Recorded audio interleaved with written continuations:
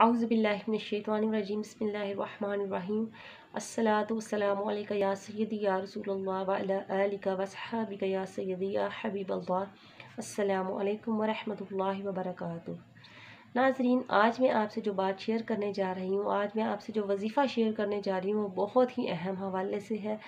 ज़रा तवज्जो से सुनिएगा।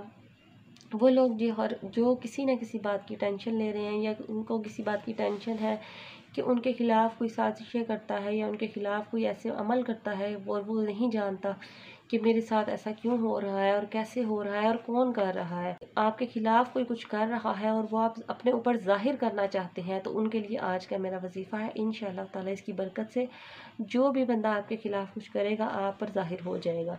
तो नाज़रीन, इसके लिए आपको क्या करना है, इसके लिए आपको ये आयत करीमा कि इस आयत करीमा की एक तस्बीह आपने करनी है और वो आयत करीमा आप सामने स्क्रीन पर देख लीजिए।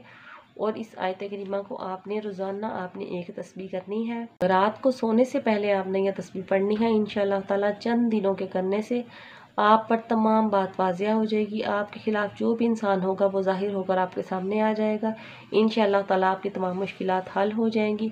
नाज़रीन, सदका जारिया समझकर मेरी वीडियो को दूसरों के साथ शेयर कीजिए। मेरे चैनल को सब्सक्राइब करें और अपना बहुत सा ख्याल रखिएगा। ओके, अल्लाह हाफिज़।